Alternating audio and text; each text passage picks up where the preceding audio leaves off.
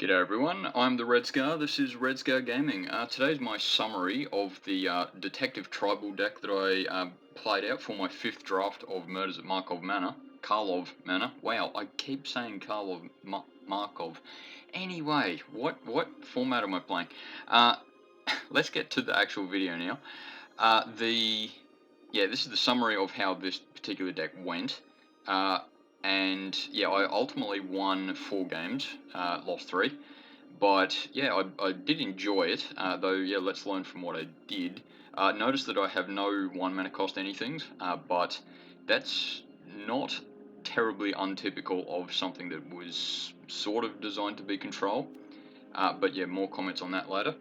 Case of the Pilfered Proof, I actually got that a lot more effective, used that more effectively than I thought it would, because there was plenty of situations where I had that out, and most of the creatures in this deck are detectives anyway, so it's basically all creatures ETB with a 1/1 counter on them, which certainly helps.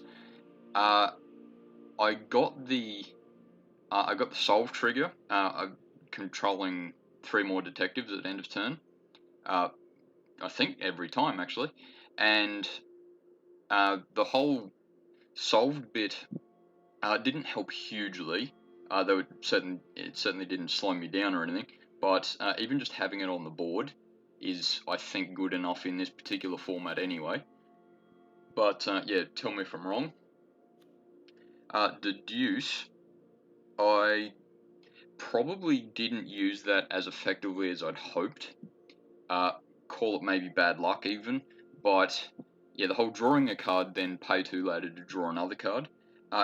It's certainly not bad, but I think in this particular case at least, it went best with Jaded Analyst, rather than the drawing of any cards per se. Fae Flight, I didn't get to use terribly often, but it's basically just counter target removal spell. I think the flying side of it wasn't particularly useful in this particular case, but yeah, it's still a good card. Jaded Analyst is probably the card that I want to think about the most. It's sort of the reason why I would call this a control deck. At least when I was drafting it, I was sort of thinking, okay, well, I'll play as many Jaded Analysts as possible, as early as possible, and I can sort of just slow the game down a bit. Though it actually got to attack fairly often, because of the likes of Deduce and the various clues that I was able to create. It certainly didn't win me any of the games by itself. It's only a 2 mana cost card, but I think I would draft that again in a similar fashion. Maybe I should have dropped one for something a bit bigger, maybe, but I drew them pretty damn consistently. I drew 4 of them. In fact, this whole deck I drew fairly consistently because there's a lot of 2 or 3 ofs in this particular deck. No More Lies is probably the one card that I am not happy with. Look, it's certainly not a useless card, but at least this particular draft, I didn't get to use it nearly as much as I either wanted to or should have. Maybe it was a case of I just should have kept the mana up instead of playing a spell sort of thing. But yeah, there were plenty of times when I sort of had the opportunity to play it, but my opponent had 3 mana extra anyway, so it sort of didn't matter. Which is no one's fault really, but it just didn't work as effectively as I'd hoped. So maybe if there's one card that I shouldn't have had, maybe No More Lies is the answer to that.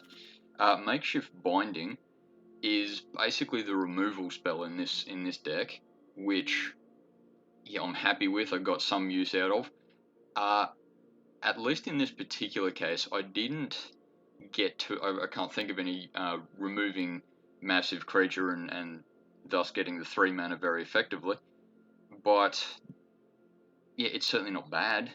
Yeah, whether I should have drafted that and basically just dropped the whole control bit, maybe. Crime Stopper Sprite, the whole 2/2 flying thing, was basically the tribal, the flying tribal, aspect of this that went pretty well, especially when it had Case of Pilfered Proof out, because that entering as a 3/3 is good. The ETB, I probably could have got a little bit better use out of, and it certainly did help me, help me slow my opponent down and stop my opponent from winning this turn, sort of thing. But maybe I could have used it a bit more effectively. How to do that would probably be something more along the lines of have some bigger creatures out at the time, which I don't have many bigger creatures than this one, actually. And at least in this particular case, I was relying more on the flying aspect rather than the large creature sort of thing, which, I mean, hey, I won 4 games, so I'm pretty happy with that.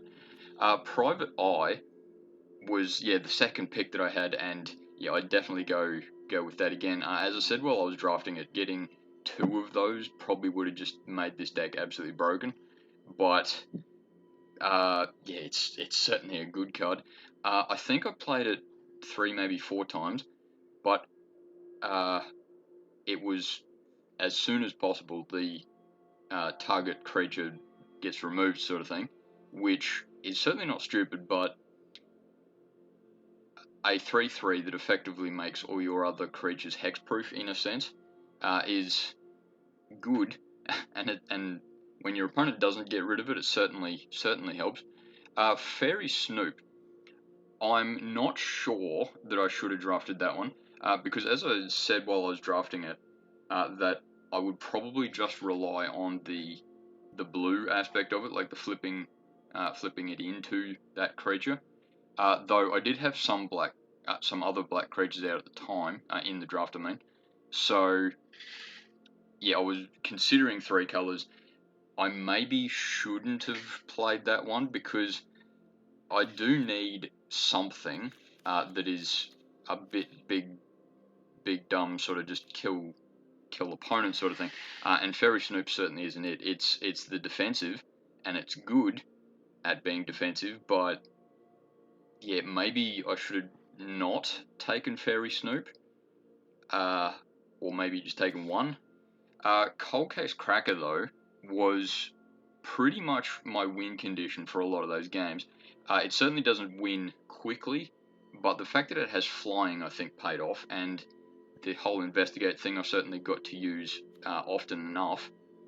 I think Cold Case Cracker is, for this deck, basically the reason to play this deck, though I wonder probably one more instead of the Fairy Snoop would have been good, because I'll just double check. I think I know I didn't have another Cold Case Cracker. I thought I had a 4th one for some reason.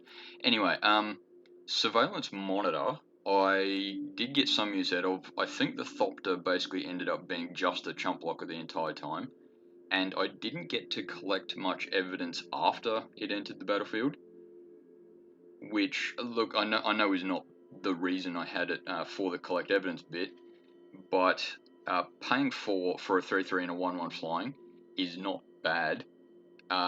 Maybe I didn't need it. I could have used it maybe a bit better, but yeah, once again, it might just be I didn't quite get the luck I would have got a particularly good use out of it for.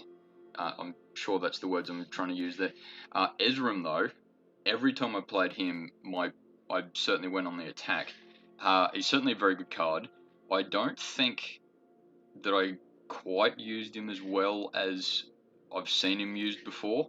I think it was game 3 or 4 maybe, that he basically took control of the game himself, but he just wasn't fast enough in that particular situation, to win the game by himself, which that was a good game, by the way. I really did enjoy that one.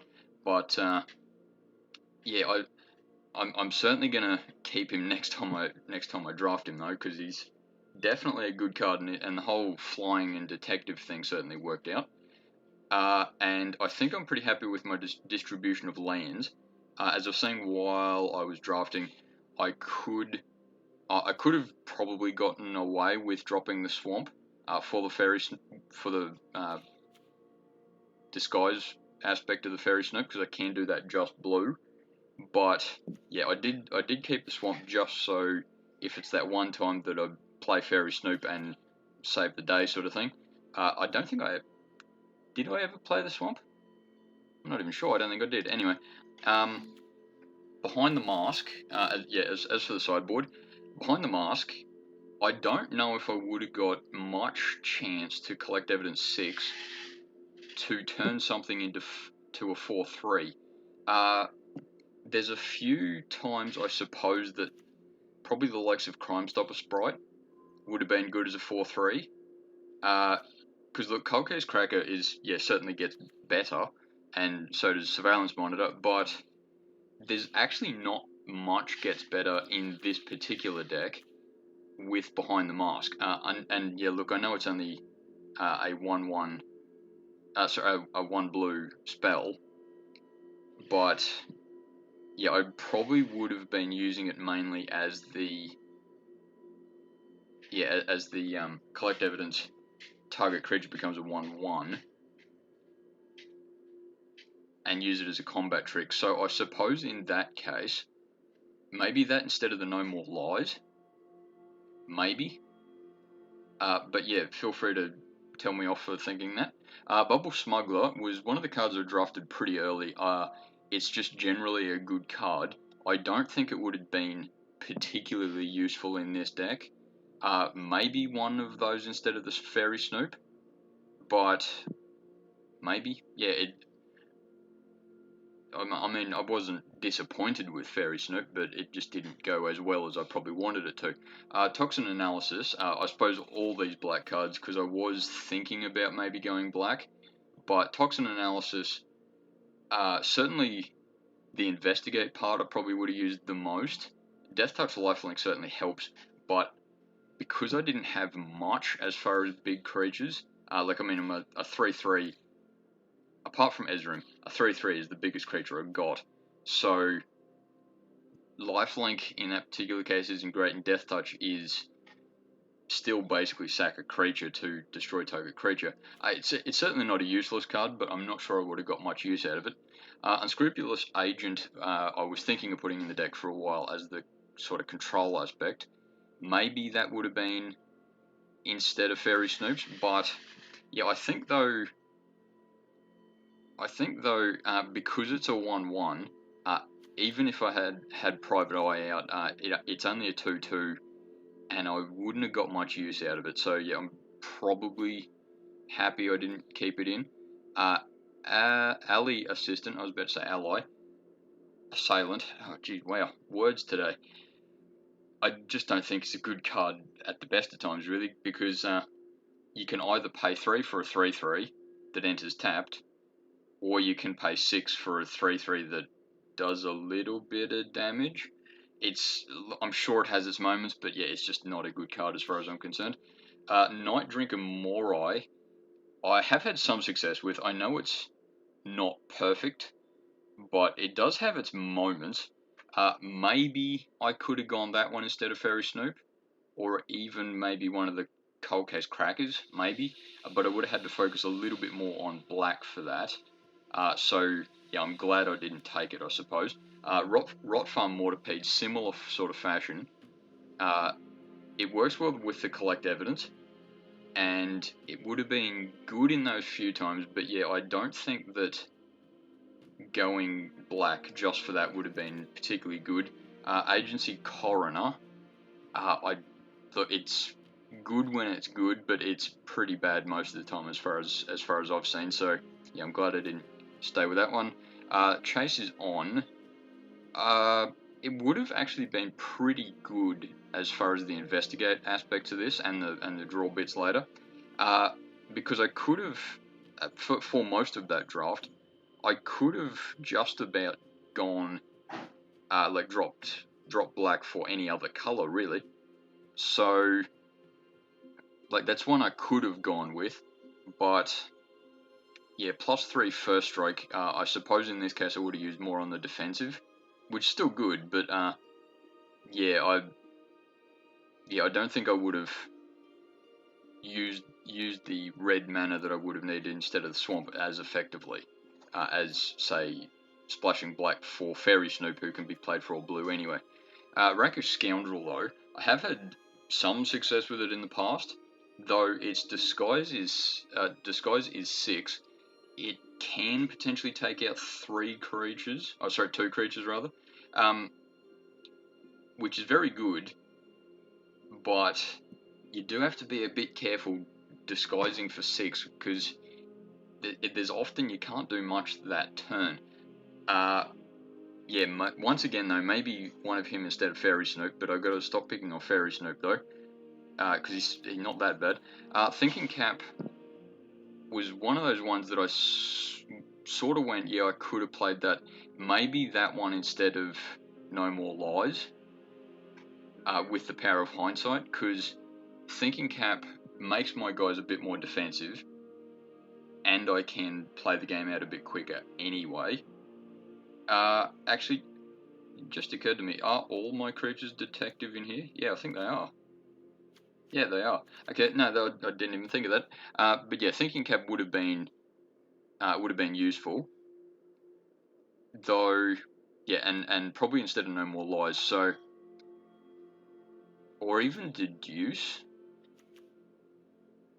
Yeah, I'm not a huge fan of equipment in general, but Thinking Cap's probably not a stupid idea. And Lumbering Laundry, look, it's a cool card. I like the artwork and all that sort of thing. And let's face it, laundry's scary at the best of times. But I don't think I would have got much use out of it, because while it is certainly a big dumb card, which I was talking about that I might have needed, there's not many times when I would have used its activated ability anyway. It doesn't have a great disguise trigger, and look, it doesn't go with any other sort of what's the word I'm looking for? Any other aspects of like the tribal or the control or the draw or any of that sort of stuff. So yeah, it wouldn't have gone particularly well. I think overall, what I needed to draft was a little bit more. Yeah, it was a little bit more 4 mana cost something. A bigger creatures in 3 maybe. But yeah, I probably could have got rid of Makeshift Binding and the 2 Fairy Snoops and 2 No More Lies for maybe even 2 Behind the Mask, 2 Thinking Cap, and maybe Toxin Analysis, maybe. But yeah, look, it's all hindsight. Anyway, thanks for watching. See you next time.